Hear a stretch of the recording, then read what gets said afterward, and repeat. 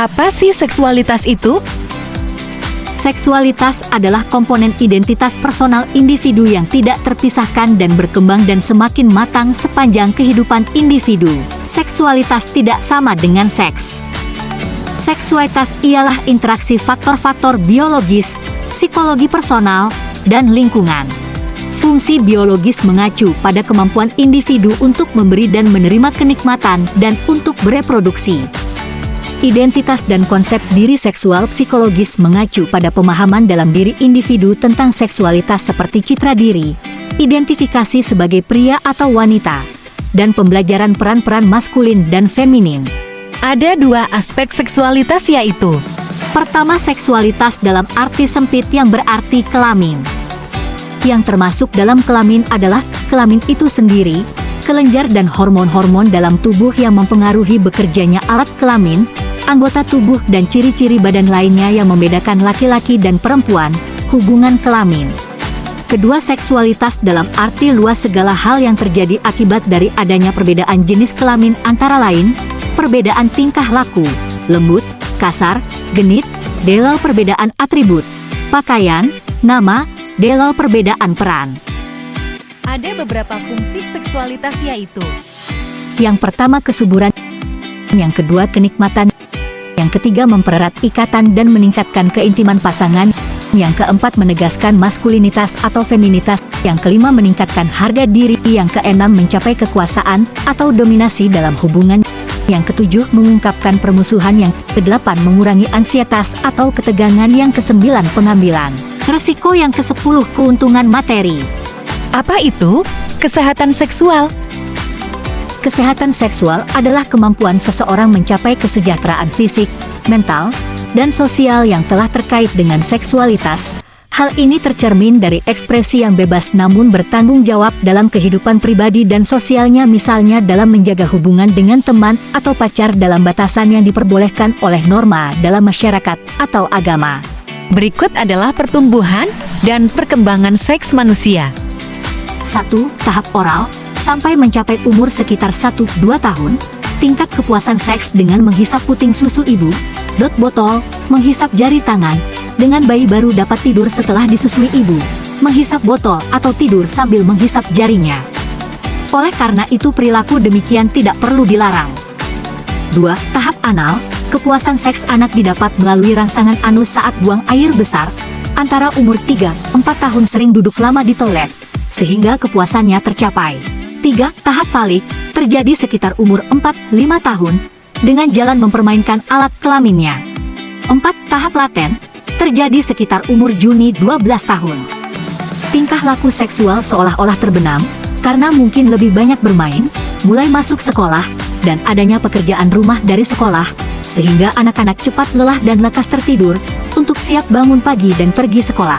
5. Tahap genital, anak umur sekitar Desember 15 tahun, tanda seks sekunder mulai berkembang dan keinginan seks dalam bentuk libido mulai tampak dan terus berlangsung sampai mencapai usia lanjut.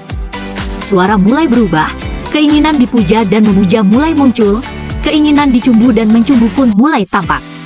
Saat ini masa yang sangat berbahaya, sehingga memerlukan perhatian orang tua. Berikut 4 respon seksualitas, yaitu: 1.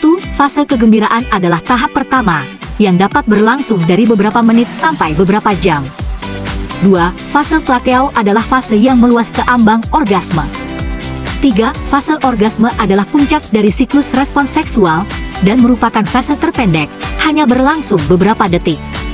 4. Fase resolusi adalah ketika tubuh secara perlahan kembali ke tingkat fisiologis normal. Fase resolusi ditandai dengan relaksasi, keintiman, dan seringkali kelelahan.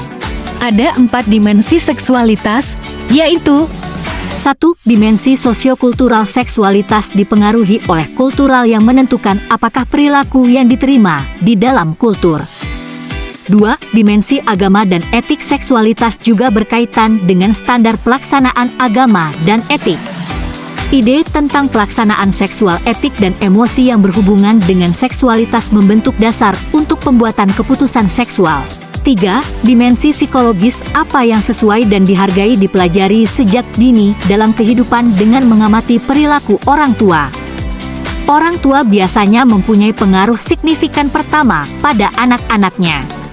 4. Dimensi biologis seksualitas berkaitan dengan perbedaan biologis antara laki-laki dan perempuan yang ditentukan pada masa konsepsi. Material genetik dalam telur yang telah dibuahi terorganisir dalam kromosom yang menjadikan perbedaan seksual. Adapun permasalahan seksual yaitu 1. Ketidaktahuan mengenai seks. Lebih dari 70% wanita di Indonesia tidak mengetahui di mana letak klitorisnya sendiri. Sebuah hal yang sebenarnya sangat penting tetapi tidak diketahui oleh banyak orang. 2. Kelelahan. Rasa lelah adalah hal yang paling menghantui pasangan pada zaman ini dalam melakukan hubungan seks. 3. Konflik. Sebagian pasangan memainkan pola konflik merusak yang berwujud sebagai perang terbuka atau tidak mau berbicara sama sekali satu sama lain. 4. Kebosanan. Yang mendasari rasa bosan itu adalah kemarahan yang disadari atau tidak disadari karena harapan Anda tidak terpenuhi. adapun faktor-faktor yang mempengaruhi perkembangan psikoseksual yang sehat. 1. Faktor internal yang mempengaruhi perkembangan psikoseksual yang sehat adalah individu tersebut sudah dapat memahami dan menyadari bahwa tingkah laku psikoseksual yang dilakukan dengan paksaan dan dengan tidak sewajarnya tersebut bertentangan dengan norma, moral ataupun aturan yang berlaku khususnya dalam norma agama. 2. Faktor eksternal yang mempengaruhi perkembangan psikoseksual yang sehat yang bersumber dari luar individu yang bersangkutan. Adapun karakteristik perkembang psikoseksual yang sehat.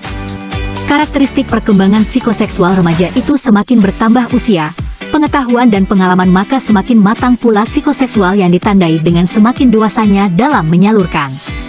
Adapun karakteristik perkembangan psikoseksual yang sehat dapat dilakukan dengan cara pemberian informasi dan memperkenalkan tentang pendidikan seksual yang baik dan sehat sejak dini pada remaja. Pendidikan seksual selain menerangkan tentang aspek-aspek anatomis dan biologis juga menerangkan tentang aspek-aspek psikologis dan moral. Pendidikan seksual yang benar harus memasukkan unsur hak asasi manusia. Juga nilai-nilai kultur dan agama diikut sertakan sehingga akan merupakan pendidikan akhlak dan moral juga. Diskusi sehat tentang edukasi seksual bukanlah hal yang tabu. Mau jadi pelopor diskusi sehat tentang seksualitas ini? Karena edukasi seksual itu enaknya diobrolin.